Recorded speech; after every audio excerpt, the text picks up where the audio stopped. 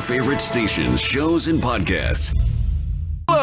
Join us for extra innings after every game on 105.3 The Fan. And give a shout out to Uber Eats for teaming up with us and delivering home run deals to you and your family all season long. Check out their all-star lineup of restaurants, the best selection you'll find on the Uber Eats app.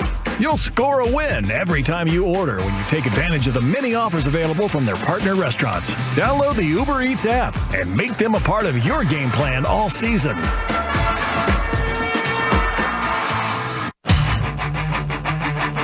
Well, the Rangers fall to the Houston Astros by a score of 8-5. Jared Sandler with you. Tough one for the Rangers today. Quality pitching matchup. You always feel good when Nathan Eovaldi's on the mound, but he was outdueled by Christian Javier this afternoon. Javier looked really strong. He is off to a great start this season, and the Astros need it with all the injuries to their staff, especially the most recent one of Framber Valdez, even though it seems like he might return soon. Having Christian Javier back in full force has been really helpful for them, and he looked good today with that elevated fastball and slider combo that has made him really successful in the past. The Rangers fall 8-5. They drop 2 of 3 to the Astros. The Rangers remain in first place, but they are now 8-8 on the season. And in theory, you go somewhere on the road, and the home team is supposed to win 2 of 3 if the home team's good. And despite the Astros' slow start, I think we all probably, or most of us, feel like they are a good team. But if you're the Rangers, it's not like you just get on the plane and say, well, we're not supposed to win 2 of 3, so all good. You're obviously disappointed with the result. But, again, no reason to panic. And, the Rangers now have another tough week ahead of them with this 17-game and 17-day stretch. 4 in Detroit, and the one tomorrow is one you'd really like to get. Michael Lorenzen on the mound. You feel good about it, though I'll tell you, first start of the year, a little bit of a delayed arrival into camp because he was a free agent deep into the offseason. You don't know what you're going to get, but the Tigers have some really good pitching. Of the guys the Rangers are going to face in this 4-game series, Reese Olson feels like the guy who is the most gettable, but obviously that doesn't guarantee anything. Whatever the case, the Rangers are 8-8, and the Mariners are currently trailing the Cubs 3-0. The Angels lost, and we're not, I don't mean this disrespectfully, we're not really concerned about the Athletics. So, it's too early to be total scoreboard watching, but, it's worth noting the Rangers are going to wake up tomorrow in first place. There are worse things. 5 runs on 10 hits. The Rangers got base runners again. The one difference, and they got the home run late, and Evan Carter, the solo home run. The Rangers are slugging. The Rangers, statistically speaking, are among the upper echelon in baseball in slugging. They're hitting a lot of doubles. They're not hitting as many home runs as you'd expect from this team, and that kind of goes into what we were talking about yesterday. You should feel good that this team is scoring as many runs as it is, despite the fact that they're doing it kind of absent of the long ball relative to what you'd expect. This is a team that led the American League in homers last year, 3rd in the majors. They had 233 homers in 162 games, so you do the math, that's about a homer and a half per game. The Rangers, with their 2 home runs today, are at 15 home runs in 16 games. Just to give you an idea, they're not even at a home run per game pace. Now, if it was a different roster, I would say, maybe this is a team that doesn't have a lot of power. It's not, though. This is a roster that I think if you take the departure of Mitch Garver, but then consider the full season of Evan Carter plus a full season of Wyatt Langford, I think you feel pretty good about the fact that this team should remain one of the most powerful teams in baseball. It hasn't taken off yet. 877-881-1053, 877-881-1053. Yeri Rodriguez optioned down after the game. If the Rangers didn't announce it, probably would have come on and said Yeri Rodriguez is likely not going to be here tomorrow. Hey, give Yeri credit. He earned a spot in spring training. He looked really good. I don't know what happened, but from the time the Rangers left Arizona till now, he's been a different guy. Rodriguez is someone who has been given lots of chances because he throws hard. He's got power stuff. Power stuff usually gives you a little more runway. He had a really good debut outing, if you recall, against the Cubs. It was the game the Rangers lost, but not because of Yeri. He went 2 scoreless. And it looked like, all right, hey, building on his really good spring, maybe the Rangers have tapped into something. Maybe this is the year it's going to kind of come together for Yerry Rodriguez.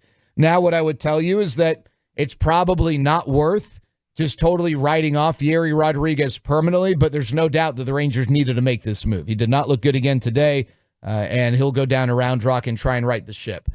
Is there a track record of guys who continue to get chances, continue not to deliver on those chances, who eventually figure it out? Yeah, there are plenty of those guys around the league. One guy you can think about when it comes to the Rangers is Josh Sborz, right? So, why aren't the Rangers giving up on Yerry Rodriguez? They might. I'm not saying the Rangers aren't going to designate Yerry Rodriguez for assignment if there's a need at some point here in the near future. Maybe he is on his last legs. Maybe he is the guy who's going to walk the plank the next time the Rangers need to make a spot on the 40-man roster. But remember, there were plenty of times when I think people thought that guy was going to be Josh Sborz. When you've got power stuff, you're going to get more chances, whether you like it or not, because I know there are people out there that say it doesn't matter how hard you throw. The reality is it does. Typically, the harder you throw, the more margin for error you get statistically. There's not nearly as much damage that's done on a 98-mile-an-hour fastball as there is a 94-mile-an-hour fastball, and not as much damage on a 94 as there is a 90. I mean, it's just the reality. Now, it doesn't mean that because you throw 98, you're going to definitely have good results. There are plenty of guys who do that who don't have good results. And Yerry Rodriguez, so far this year, has not had good results. And I think what's concerning with Yerry is that the velocity has not been at the level you'd expect. It hasn't been 98, 99. It's been more 96, 97, maybe some 95s. And I know that might not sound like a big difference, but it is, right? It is when power is a part of your game. If power wasn't a big part of his game, then you're not too worried about it. But the power stuff's a big part of his game. And so the ability to consistently hit 98, 99 is vital. And he's not doing that consistently. And when he is, it's not effective. So Yerry Rodriguez option down. Michael Lorenzen going to get the call up to make the start tomorrow. What do we need to know about Michael Lorenzen? Well, he was an all-star last year with the Detroit Tigers because of a really good first half. He then threw a no-hitter with Philadelphia in his second appearance for the Phillies after they acquired him prior to the deadline, but then it really kind of tailed off from there. Some people thought, from afar, it was usage for Michael Lorenzen. He threw 153 innings, by far and away the most he's thrown in a single season in his career. He had not previously hit over 100 innings since his rookie season in 2015, to give you an idea. Some of that is because he's been used as a reliever. For instance, he's had a couple of seasons with 70-plus appearances. So, it's not necessarily always a health thing. He just hasn't been used full-on as a starter like he was last year. The Phillies then moved him to the bullpen towards the end of the season. Michael Lorenzen shed some light on it as well after joining the Rangers. He said, I don't know if it was so much just the raw innings, but what I did in between starts. He talked about how he maybe threw more pitches and bullpens in between starts than he should have. He should have, because of the usage, maybe lightened the load a little bit in between starts so as to not flame out. But he just said he felt like he didn't have the same strength and same movement on his pitches as the season progressed. So hopefully he's got that back and he can make a nice Rangers debut tomorrow. He's not a big strikeout guy. 111 strikeouts and 153 innings. That's a really low strikeout rate. By modern standards, when you're not striking out 8 per 9 innings, then you're probably considered to have a low strikeout rate. Michael Lorenzen's strikeout rate last year was 6.5 per 9.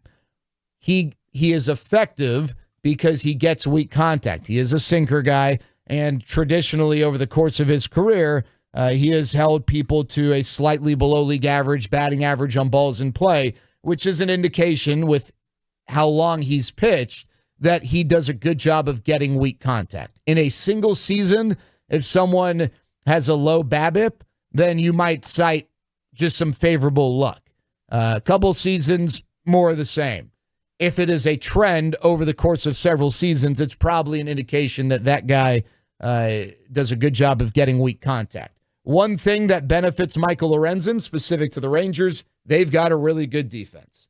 And when you are a ball-in-play type of pitcher, having a really good defense behind you helps. The Rangers enter today with the most runs saved, according to Sports Info Solutions, one of the databases that tracks defensive metrics. Regardless of whether you subscribe to that specific statistic or not, the Rangers are one of the best defensive teams in baseball. Let's not forget that they would have had a Gold Glove candidate at third had he not missed several weeks last year in Josh Young. Their middle infielders were Gold Glove candidates, both Seager and Simeon. Simeon didn't win, but has won one in the past. Their first baseman last year, Nathaniel Lowe, won a Gold Glove, and Jared Walsh, who's primarily handling the responsibilities at first, is a really good defender himself. And then in the outfield, the Rangers are strong defensively with Adolis Garcia coming off of a Gold Glove season. So that can benefit Michael Lorenzen. How much does playing in colder weather impact the Rangers against Detroit and a guy like Michael Lorenzen? I think that's something that could work advantageously for Lorenzen. We'll see how it works for the rest of the Rangers. Thankfully, it could be worse.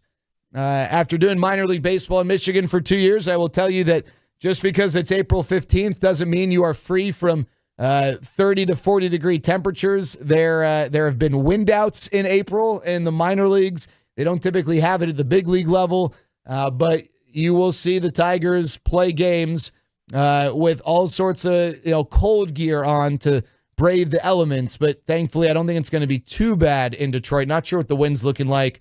But I think we're going to get mostly 50s and 60s during the game. Tomorrow's game is a night game, but because of the potential for cold weather, when baseball schedules a lot of Detroit's home playoff game or home April games, they schedule them during the day. And so Detroit and the Rangers will play day games Tuesday, Wednesday, Thursday. All right, what else? Well, the Rangers made a roster move before the game. The Rangers placed Cody Bradford on the IL. Not good, but I don't know that you need to totally panic just yet. The sentiment was that Cody Bradford, with a sore back, would not be able to make his next start. He hasn't been able to throw his in-between start bullpen, but I think the sentiment as of now is that he would be ready to pitch before 15 days. But because the Rangers, and I hate to beat a dead horse, they are in this 17-game and 17-day stretch, it's really tough for them to roster a guy who isn't going to be able to pitch for, let's say, 4 or 5 or 7 more days, right?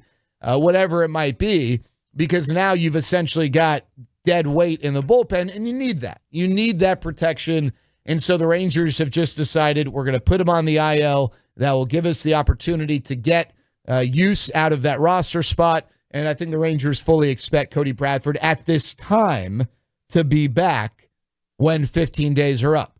Now, if you are new to this, and again, I know I've mentioned this a few times this year, I'm aware that we've got people who are following baseball for the first time because they're riding the wave of the team winning the World Series last year.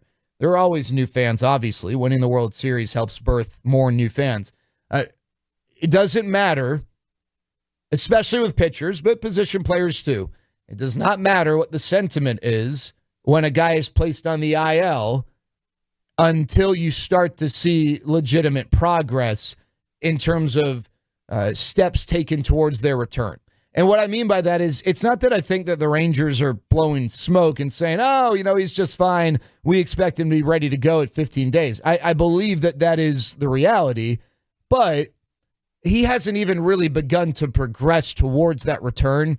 And so before you write in what's a permanent marker that Cody Bradford will be back in 15 days, let's just wait until he starts making progress towards a return, throws a bullpen, stuff like that. It's really more so with pitcher arm injuries where you hear teams say, oh, we don't expect it to be that bad. But then, 3 weeks later, they're still not throwing the ball. That's an aside. I'm not saying it's specific to Cody Bradford, but, I fully believe that right now the outlook is Bradford will be ready to go in a couple weeks.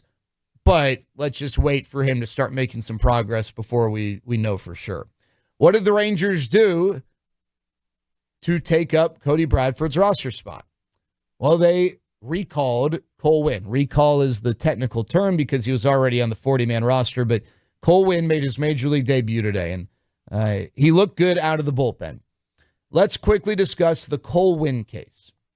Cole Winn was a first-round pick of this team. He was a mid-first-round pick out of California by way of Colorado. He was in Colorado's first 3 years of high school and then went to California, went to Orange Lutheran for his final year. He was the Colorado Player of the Year his junior year and the California Player of the Year his senior year. He was really good. He was the 15th overall pick in 2018. When he was drafted, a lot of people compared him to a number of players who had, big league chops, as you do with most first-round picks. But one of the things when he was drafted that people said in their comparisons was that he doesn't necessarily have a nasty pitch. He's just got good general stuff. And there was a lot of projection that maybe he would develop a nasty pitch or that pitch ability would translate into what you'd expect it to translate into for a first-round selection. It really has not. Cole Winn did have success early in his minor league career, but since establishing himself as a AAA player, he just has not had any level of consistency. He'd have an inning where he'd strike out the side, and then the very next inning he couldn't find the zone. He'd have a 3-inning stretch where he looked really good, and then another 3-inning stretch where it just was like he was a totally different pitcher. So unfortunately, it had not worked out for Cole Winn as a starter. He came to camp this year. Chance to make the team on opening day in some capacity. I think if Cole Winn as a first-round pick had a really good spring, I think the Rangers would consider a way to give him an opportunity. He had a bad spring. He was an early big league camp cut, getting optioned back to AAA, but he has worked exclusively as a reliever for Round Rock, and he has pitched well. He got the call up because he was already on the 40-man roster, and there was no reason for the Rangers to create a 40-man roster spot unnecessarily. And because, maybe he could give this team some length.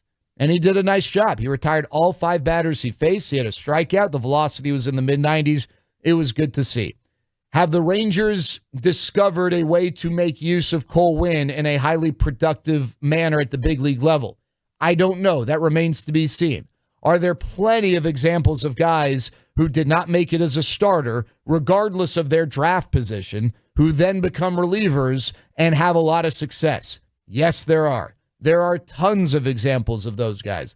There are also even more examples of those guys who don't work out despite following that trajectory. So it remains to be seen, but it appears like Cole Winn stands a far greater chance of having success as a big league reliever than he does as a big league starter, just based on how things have gone for him as a starter up to this point. Does this mean you permanently close the book on Cole Winn as a starter? No. Crazy things happen in guys' development. Maybe Cole Winn has a really successful stretch as a reliever.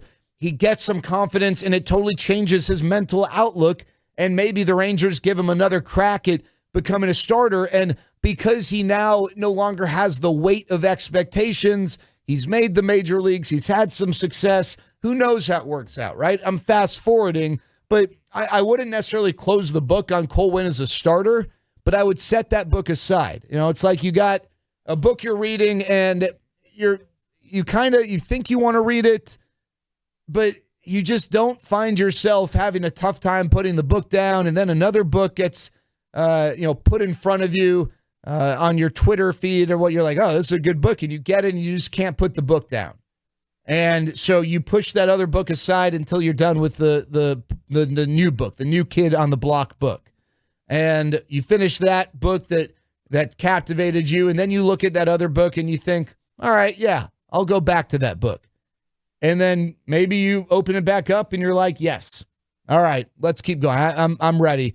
Or maybe you're like, yeah, I just didn't really like this book. It's okay. I don't need to finish it. I don't know what's going to happen with Cole Winn. Maybe he does become a starter again. Maybe he remains a reliever.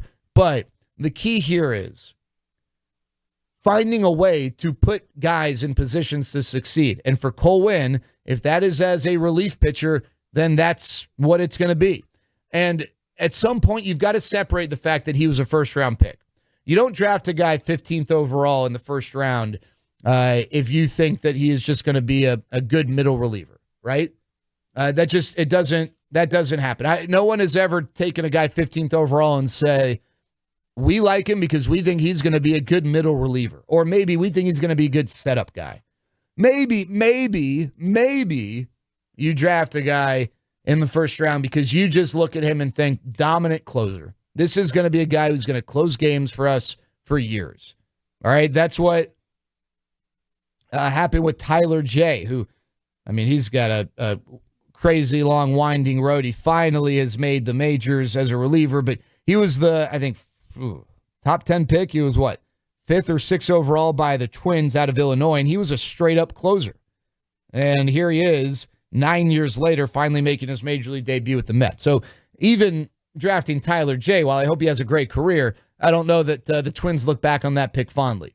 With all that said, you've got to be able to separate it. At this point, it doesn't matter so much that Cole Winn was a first-round pick.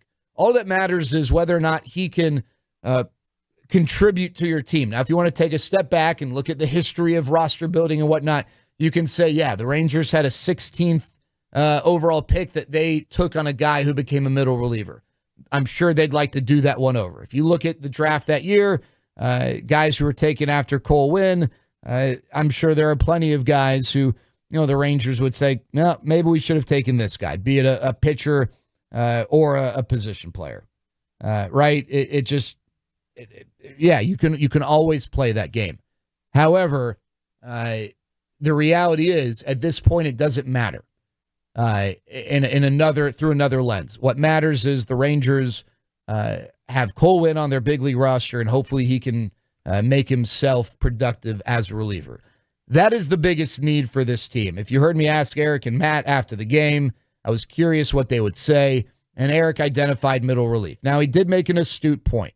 There are a lot of teams that don't have a strong middle relief core because most guys who are middle relievers because they're not good enough to be setup guys or closers, whatever the case might be. That's not always the case, but for some guys, that is the case, right?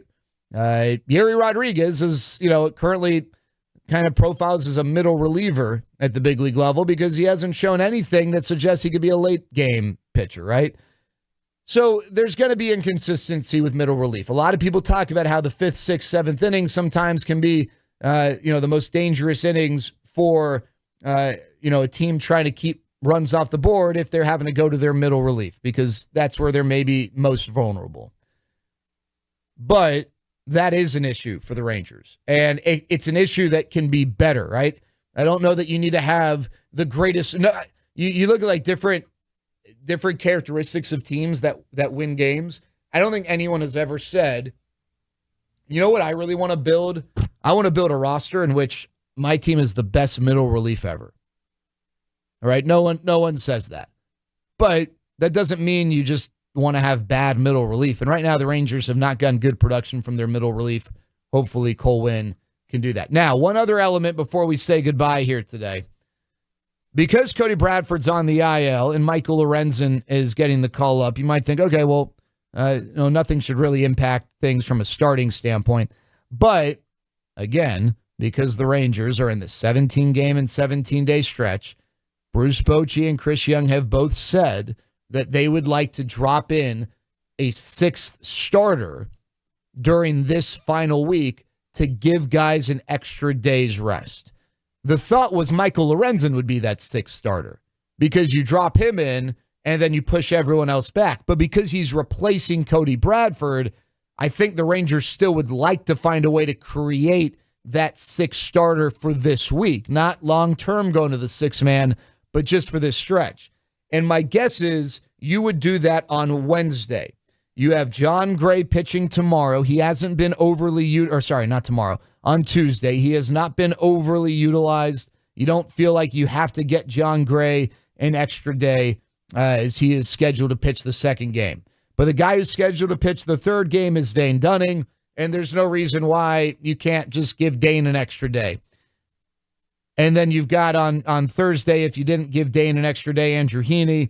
I'm curious to see what the Rangers do with Andrew Heaney, but it makes total sense that they would try and sneak in a 6th starter either Wednesday or Thursday prior to the Braves game. prior to the Braves coming to town. You don't want to inject a spot starter necessarily against the Braves, typically, right? That's not. So who could that be? Could be Jose Urena. It could also be Jack Leiter. I think there's a really good chance, maybe a coin flips chance, maybe slightly better than a coin flips chance, that Jack Leiter makes his Major League debut this week in Detroit against the Tigers. So that is something to look out for. He would be on turn if he were to pitch Wednesday, based on when he last pitched, which was Friday. And so I think that there's a decent chance that Jack Leiter gets the call up. The other option, again, would be someone like a Jose Urena. So that's something to look forward to. We'll have to wait and see what the Rangers choose to do, how they choose to handle it. What we know is that the Rangers dropped 2 of 3 from the Astros, and the good is that they're still in first place. The bad is that the Rangers have lost 4 of their last 6, and they are now 8-8 on the season.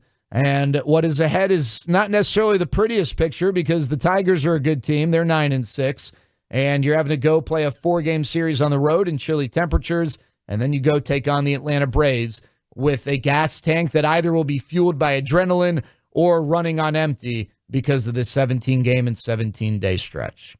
The Rangers fall 8-5 here this afternoon. That's going to do it for us. For Chris Strong and Justin Honore, for Matt Hicks and the voice of the Rangers, Eric Nadel, Jared Sandler, thanking you for being with us on this Sunday afternoon. Mike Peasley is going to be running the pre- and post-ship over the next week. I'm excited to hit the booth with Hicksy, so we'll be talking to you from Detroit. Until then, be safe, and we'll chat with you tomorrow. I believe pregame coverage is with a 5:40 local start time at 5 o'clock right here on your home of the Rangers, 105.3 The Fan. So we'll talk to you then. Again, the Astros over the Rangers 8-5. Talk to you tomorrow at 5 on The Fan. Close. Join us for extra innings after every game on 105.3 The Fan. And give a shout out to Uber Eats for teaming up with us and delivering home run.